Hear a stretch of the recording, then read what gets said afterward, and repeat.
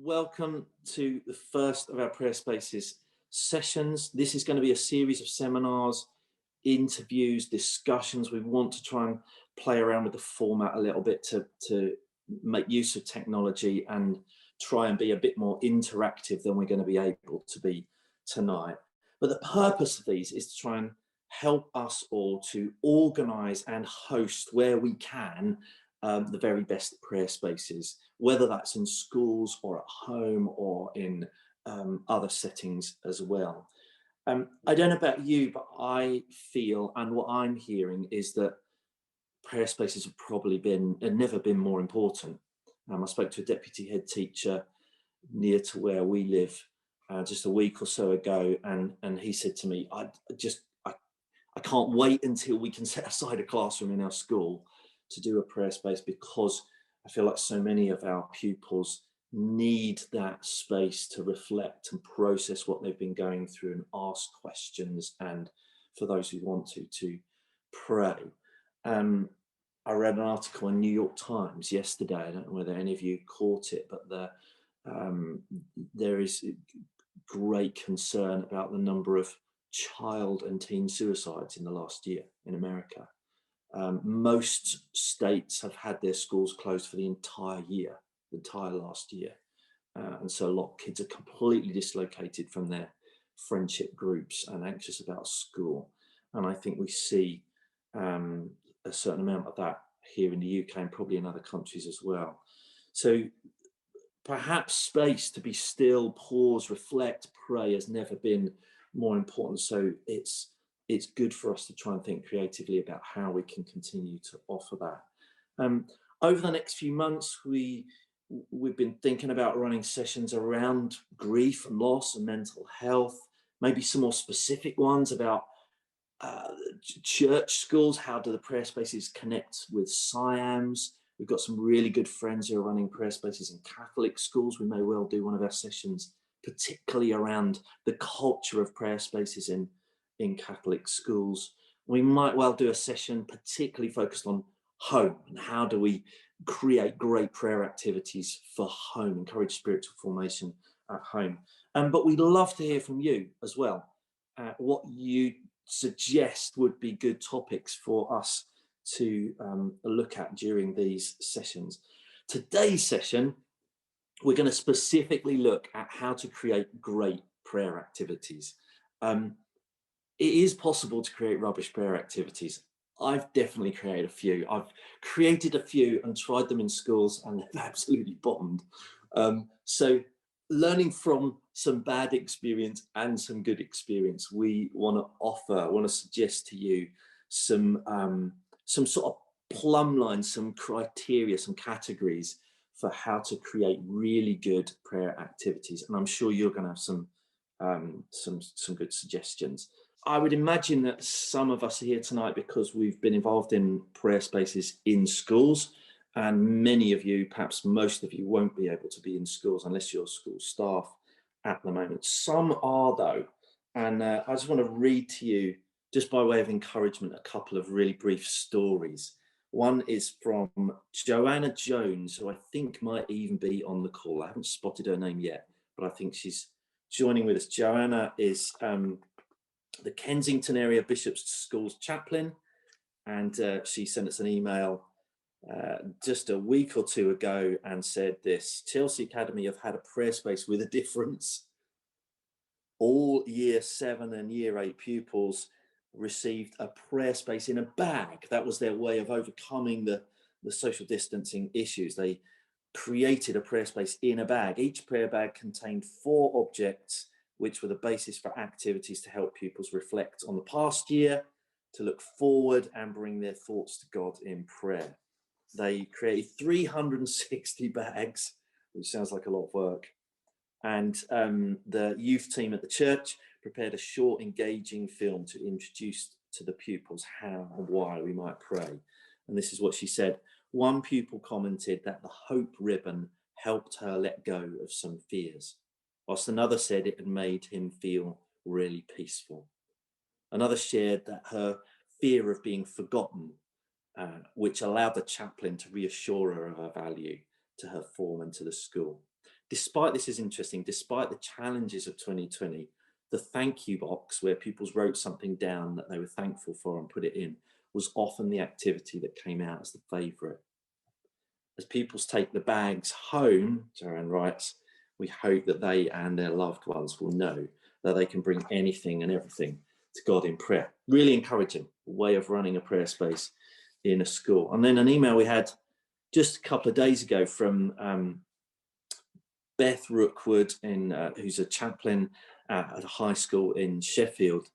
She ran a prayer space online, and this is what she wrote. The online prayer space last week went really well. I was so pleased. It's just with sixth form students. I've been waiting for an opening like this for a long time. It was half an hour of reflective space using 3 of your activities on some slides that I created, with spaces for the students to speak if they wanted to, and little things for them to write and draw at home. One student got quite teary and said this was the first time that she hadn't felt lonely. Another said it was bliss amongst all the other school things, and she said it was lovely how inclusive it was. So what's great is that people are being creative and trying to find ways, not being put off by the fact that we can't run an all singing or dancing prayer space in a classroom for a week, but people are being creative, which is great. And what we're trying to do is post examples of this up on the Prayer Space in Schools website and on our social media. But today is about prayer activities rather than prayer spaces. Or while I remember, Ebony, could you put if you haven't already done it, the link to the Prayer Spaces at Home activities? If you haven't seen these already, on the Prayer Spaces in the Schools website, there's a library of about 50 activities that we sort of redesigned for use at home, for households at home. And so they might be useful for you at the moment.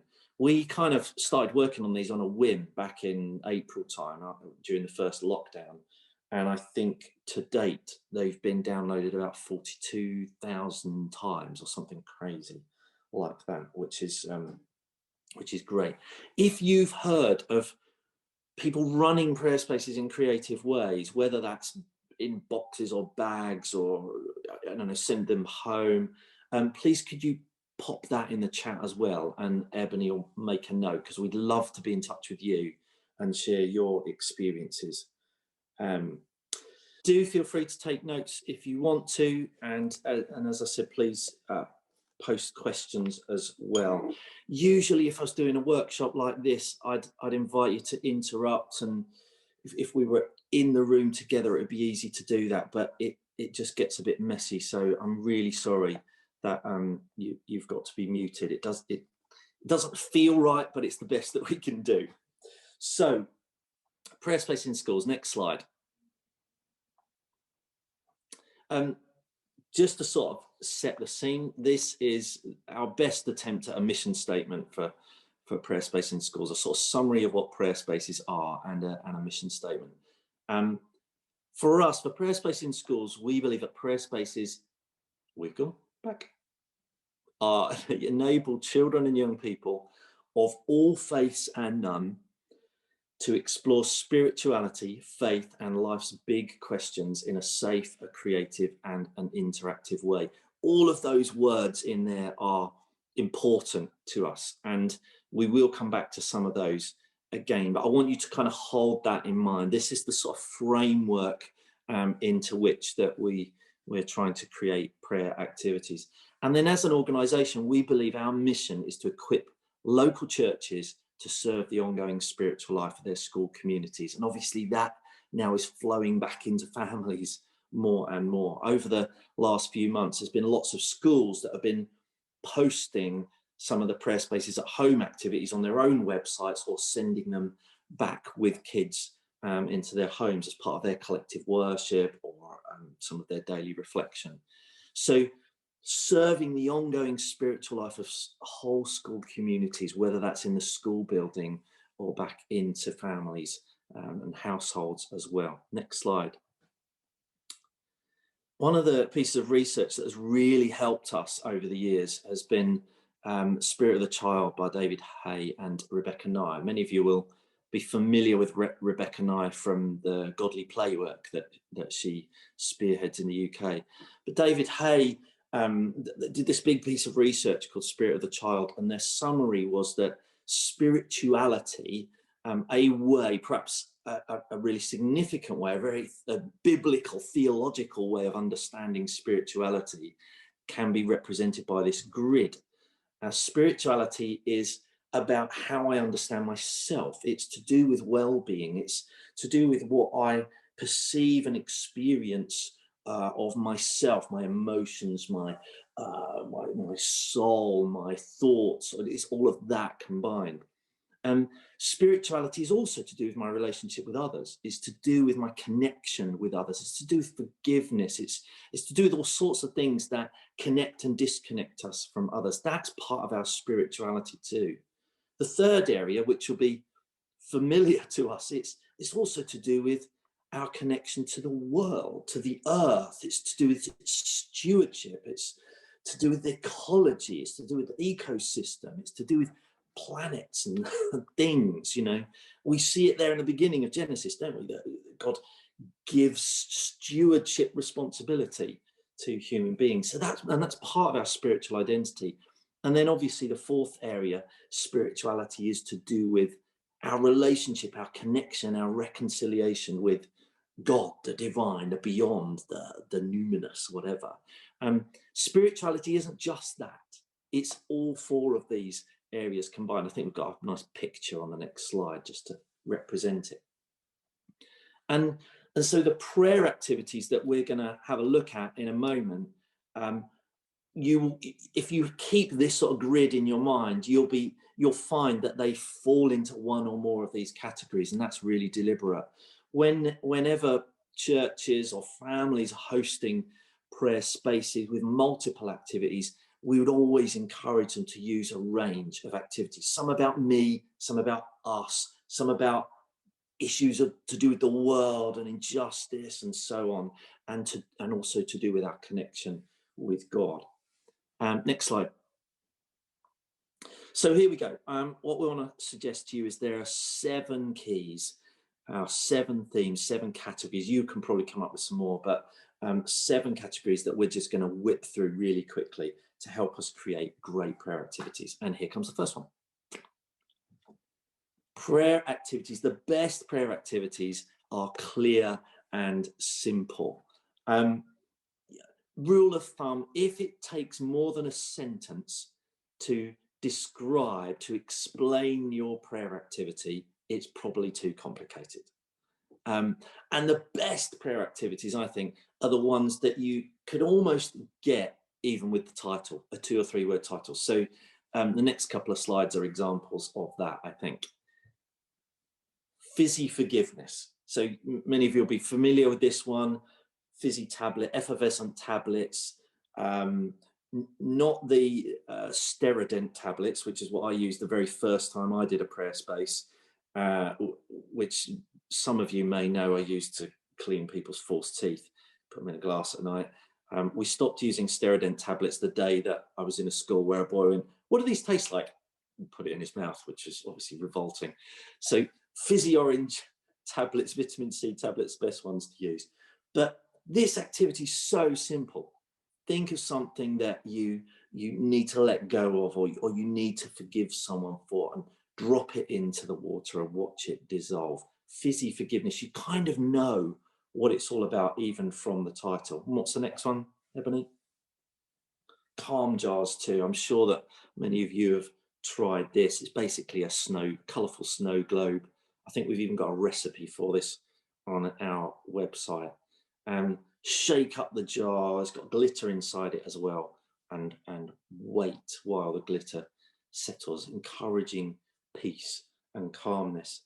Activities that are vague or too complex reduce engagement. And what we want to do is try and engage children and young people as easily as possible. Make sure the activities are clear and simple. Next point. The best prayer activities are ones that are easy for children and young people to access. They're relevant.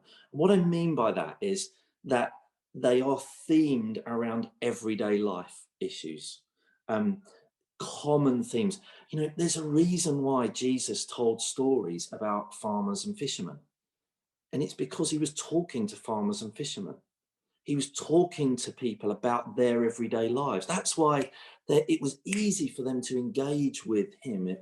They were drawn in immediately because he was talking to them about their lives, which is one of the reasons why we shouldn't be telling stories about farmers and fishermen unless we're actually talking to farmers and fishermen. I actually visited a prayer space in a place near where I live, just to the west of Newcastle, and it was in a primary school.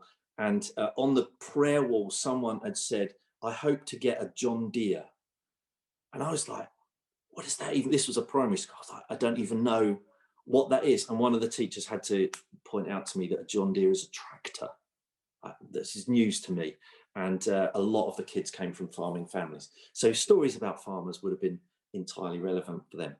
So as you'll find in the Prayer Space in Schools library, the vast majority of the activities are themed around Pam Howells pointed out, it's a very expensive tractor. I think you're right. I think it's top of the range, isn't it? So the vast majority of activities are very deliberately themed around the everyday lives of the kids. So the theme is worry or forgiveness or big questions. They're themed around the stuff of the everyday lives of the children and young people. I think one of the mistakes that we can make when we're trying to design prayer activities is if we start with a Bible story or with a theological theme, with a religious idea, and try and communicate that to young people. Far better to think what's going on in the lives of those children and young people. What questions can we ask that would encourage them to reflect and maybe find their way towards God? This seems to me to be the way that Jesus communicated. So beware of religious concepts. I remember once visiting a prayer space, and I really hope that nobody on this call was the person who designed this, but I visited a prayer space, and one of the activities was called the Armour of God. That was the label on the front of the table, and on the table was a huge Bible open to Ephesians chapter 6 and a couple of plastic swords. Now, I'm sure it doesn't take a great stretch of the imagination for you to guess what happened when the first class of primary school kids, or 10, 11-year-olds, came in. What happened basically was the boys picked up the swords and started whacking each other. I was there for a couple of lessons, and I didn't see any of the kids reading the passage, the Ephesians 6 passage. And even if they did, I'm not sure if they would have known what to do with it. I can understand that the people organising it wanted to try and draw the children into biblical story, but I don't think that's the best way to host prayer activity, to organise prayer activity. Far better to start with the lives of the children and young people themselves and help them find their way towards God. Next point. Oh, hang on, we've got a couple of examples. So be sorry. Everyone needs to say sorry sometimes. What's the next one? Reconciliation tips. I don't know if Jane Whittington is on the call, but I'm pretty sure Jane came up with this idea. Jane works for the Diocese of Guildford, and I think she came up with this while she was head teacher at primary school as well. Brilliant, simple idea. Who do you know whose relationship is broken or strained right now? As you do up the zip, pray or hope or a wish for reconciliation for them to come together. Please, can you pop yourself on mute? Big questions. My favourite prayer activity of them all. Just that simple invitation to ask questions. Everyone has big questions that they want to ask. Next slide, please. So point number 3, interactive. This is an obvious one, isn't it? It's far better to do prayer than just look and think. Children and young people particularly, perhaps they're more kinesthetic than we are as a whole. Perhaps we've sort of learned our way out of it But I think most children and young people want to do their prayer, want to do activities rather than just looking and thinking. When you're running prayer spaces, try and use the senses if you possibly can. Try and find ways to engage the senses as much as you possibly can. And again, I think there's theology behind this. Jesus, he washed his disciples' feet. Jesus, the resurrected Jesus, says, come and put your fingers here in my side and touch my hands. Jesus, the resurrected Jesus, beams into a locked room and he breathes on them. Jesus is constantly viscerally engaging with his disciples. And he could have just said words, but he didn't. He wanted them to touch and feel and engage. I think perhaps because it's more memorable. It's a way of fixing in our memories and in our minds these experiences, these moments. I do wonder if with prayer spaces, with prayer activities, if we are planting new rituals, maybe it's spiritual formation, there's spiritual practices for children and young people. I've been in lots of prayer spaces, perhaps you have too, where I've gone back the next term or the next year to host a prayer space, and I've had kids who've previously experienced their prayer space coming in and saying, where's the fizzy forgiveness? Because I want to do that. I know how to do forgiveness with that.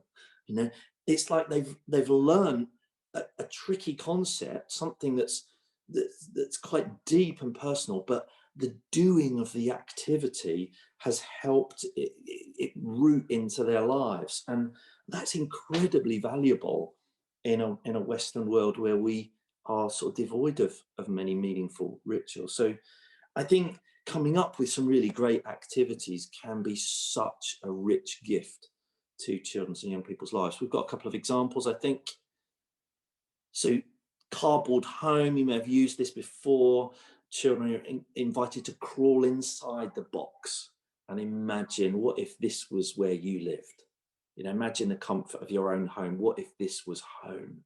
The experience of being curled up inside the cardboard box is a provocation to prayer. Perhaps it is in itself a prayer. And those of you who've used this will know that the cardboard boxes get covered with kids' prayers. I think having sat inside a box like that. What's the next one? Pray for the world. Yeah, again, having a map, putting glass beads on a map. It's a way of interacting rather than trying to think about prayers. Let's move on. I'm just aware of time and I don't want to run out of it. Number 4, the best prayer activities are ones that are inclusive. Remember the mission statement, prayer spaces are for those of all faiths and none. I think this is really important that we think carefully about how inclusive not only the activities, but the instructions on our activities. If we can go on to the next slide, Ebony. I visited a really beautiful prayer space run in a high school, and it was run by students. And one of their activities, they had these little, like, old pill bottles, and the other students were invited to write a prayer for a friend and roll it up and pop it in the bottle. It's like message in a bottle kind of idea. Unfortunately, Pray for Your Friends wasn't the title. The title was Pray for Your Non-Christian Friends.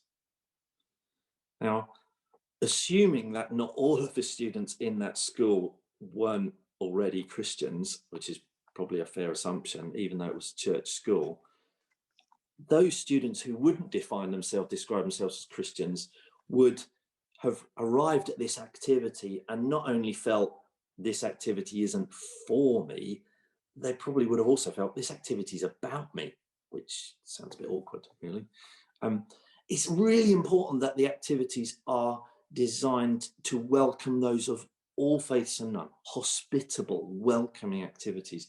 And not just with regards to faith, but let's think about the learning styles. How are activities welcoming to those of different intellectual abilities or physical abilities? Let's try and think about making sure that our activities are useful and usable by every child and young person.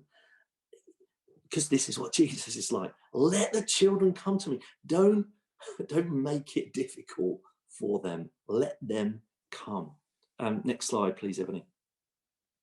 So here's an example of a snapshot from a video that I recorded for a high school near where I live here. All the kids were learning from home, and so the school asked me to record a little video, demonstrate a few activities, and this was one called climbing shoes. And so all the pupils at home were asked to find a pair of shoes, and as they climbed their stairs, to think about the things that they were finding difficult to overcome right now, and to express that as a thought or a hope or a prayer if they wanted to. And what was fun was a lot of the students actually videoed themselves doing this and then uploaded it to the school, the Google Classrooms or whatever it was the school was using. So good example of an activity that's accessible to anyone, whether they have faith or not. Next slide. So fifth, I think in future I'm going to change the word teachers, because I don't really like the word teachers in this. I don't think prayer spaces are there really to teach skills. I do think we're trying to equip children and young people with valuable life skills. If we can have a look at the next slide. A valuable life skill is, how do I deal with loss? How do I deal with grief? One of the activities that a youth worker in Bury St Edmunds designed was this one called Empty Chair. Really simple idea. Who's missing from your life right now? Who's the empty chair in your life? It might be someone who you've loved and lost. It might be someone who's died. It might be someone who's moved away, or you've moved away and they're just missing from your life right now. And it's fascinating how quickly, readily children and young people will use this activity, often because they haven't had a way of expressing the gap, the sense of loss that they've experienced. And this is a valuable skill for a child or a young person to have learned. Let's have a look at the next slide. Forgiveness stones. I don't know about you, I've got 3 daughters, and some years ago my wife and I realized that we'd been pretty good at encouraging our children to say sorry, but we'd not been so good at helping our children learn how to forgive. Forgiveness is a whole lot harder, isn't it, than saying sorry. And I think this is one of the most powerful activities I've experienced in a prayer space. It's a simple narration, and it guides the student through what is the thing that someone's done or said that's hurt you. It's like a stone. It weighs something inside you. If you want to, pick up a stone in front of you. You can see a couple in front of this girl in the photo. And forgiveness is about letting go. It's actually about being kind to yourself. If you feel ready to let go, place the stone in the bowl of water in front of you. I've sat and watched plenty of students put the stone back on the pile, which they're given permission to do in this narration, because they don't feel ready. I've seen plenty of students come back a following day and then say, I want to do that activity again because now I'm ready to do this. I know that this is about me. It's not actually about them. So these are valuable life skills, aren't they? This is about equipping children and young people with valuable skills. Next slide, please. Flick on to the next slide. Yep, some activities, I'm not going to linger on this, some activities are deliberately personal and for someone to do on their own, like this mirror activity. There are sheets, you can't really see it clearly, but there are sheets separating the mirrors so that these kids can do this activity on their own. What's the next slide? You've already seen the forgiveness stones activity. There's another one to do with impressions that involves narration. This is a personal space, but some of the activities are deliberately designed for children and young people to use together. So the next couple of slides. Worry pebbles. This was in a rare sunny day in the Lake District, I think in Cumbria, where some students were writing their worries onto pebbles, and they're actually talking to one another about what their worries were. and then placing them in the big bowl in front of them. And it was such a valuable experience for these kids to realize that the things I worry about are the things that some of my friends worry about too. Next slide. And then this is a activity inviting students to create some plastic. It's quite tricky, this one, I think, but to create an object with another student that represents their friendship as a kind of gift to one another. So next slide, let's move on quickly. And the final thing is that it's really important that our prayer activities are rooted in the life, the words, the works, the ministry of Jesus. We just don't need to label them as such. A prayer activity isn't more effective if it's got a Bible verse attached to it.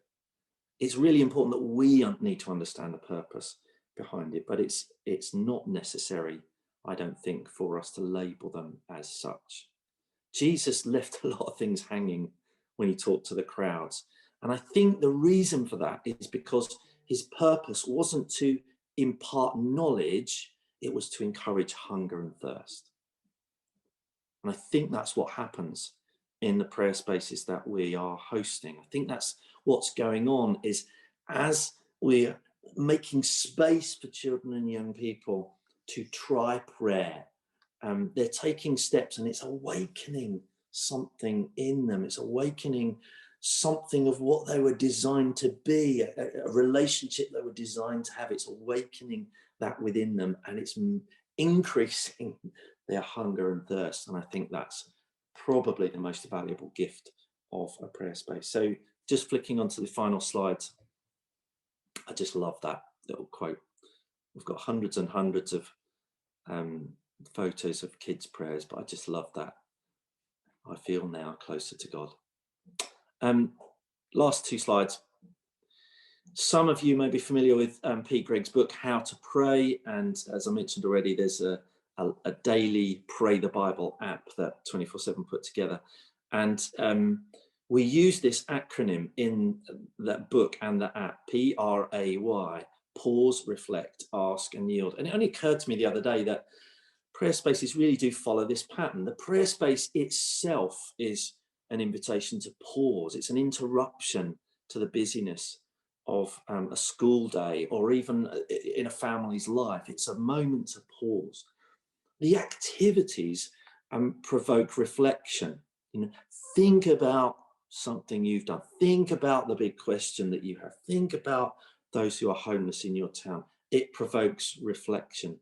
The activity itself is the ask. As you drop this stone, as you write on this post-it note, that's the ask.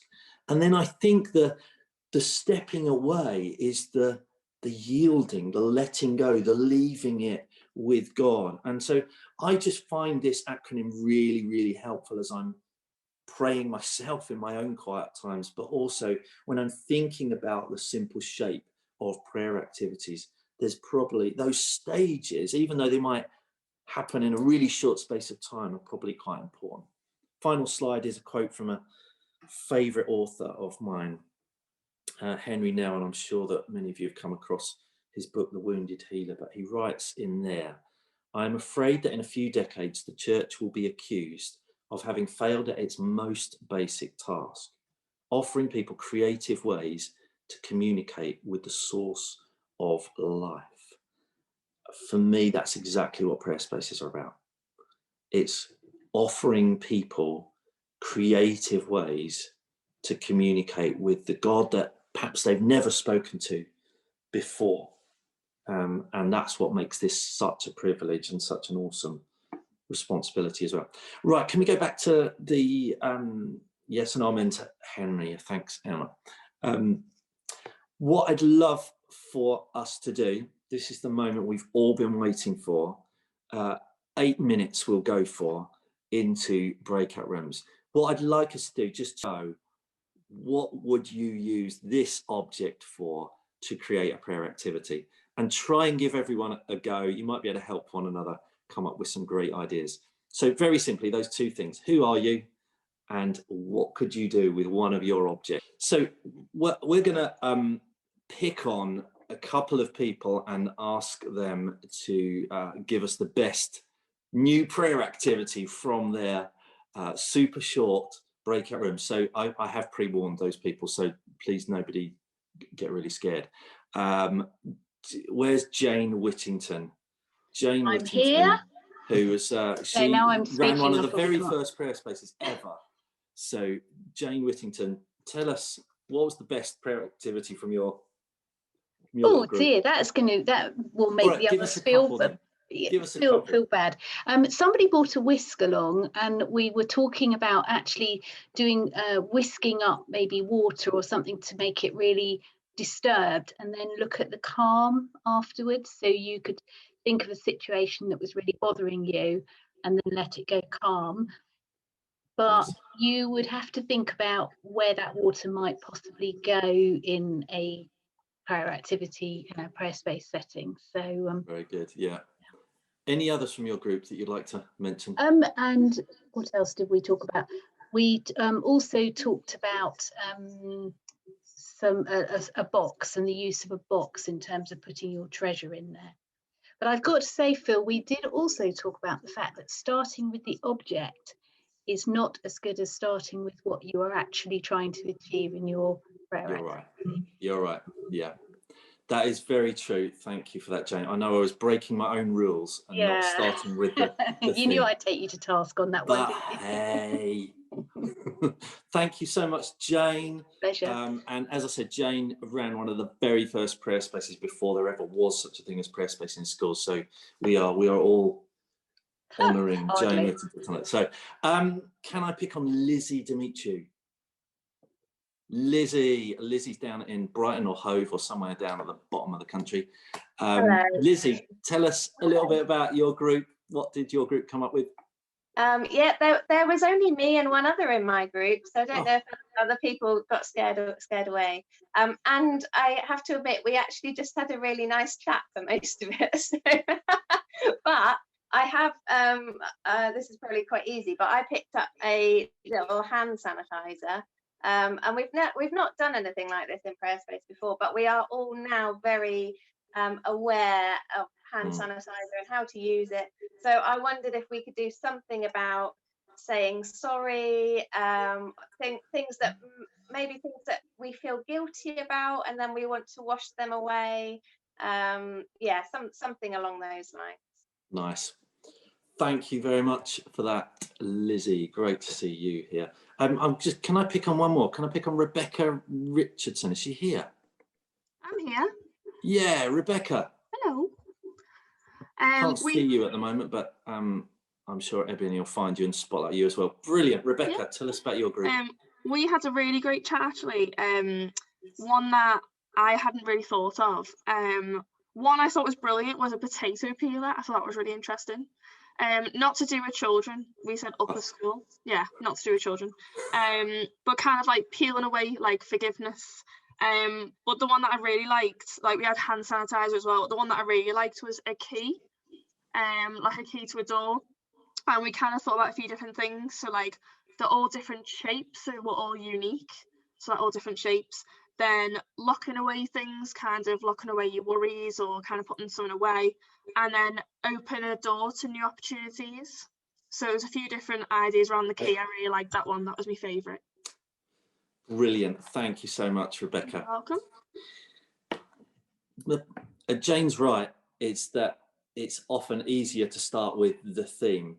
But there are some people who are incredibly creative who seem to be able to look at a bunch of keys or a sieve and go, I know exactly what to do with that. So it's not difficult, as you proved tonight.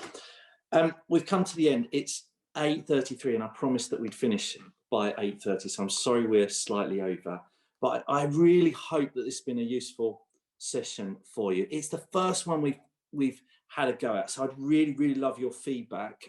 If you could do that. We're not going to send you like a 3-question summary thing, but if you could be so kind as to give us a little bit of feedback, any suggested themes that would be good for these sessions, we'd be really grateful for that. Just to let you know, a couple of things that it's not really public knowledge yet is that We are redesigning the Prayer Space in Schools website completely right now. Ebony is project managing it. April is our aimed for launch date. Everything will be new, which we're really excited about. And it will launch alongside a Prayer Space in Schools website for Malta and for Germany and for Austria as well. So it'll be multiple languages for this first time. We're just on the verge of launching Prayer Space in Schools Germany charity right now as well, because things have really grown in Germany. And the other thing, please pray for our friends in America. We've just appointed a coordinator in America, a superb guy who is just trying to figure out how could prayer spaces work in a country where church and state is so separate. So we're excited. There's lots of challenges, but we're excited at the moment by the doors that the Lord seems to be opening. So please do pray for us, pray for Ebony, especially. She is, unfortunately for me, disappearing on maternity leave in a few weeks, but it'll be fantastic because a new life will appear at some point. Anyway, it's been brilliant to have you here with us tonight. Send us your feedback, and thank you so much for participating, especially in the breakout rooms.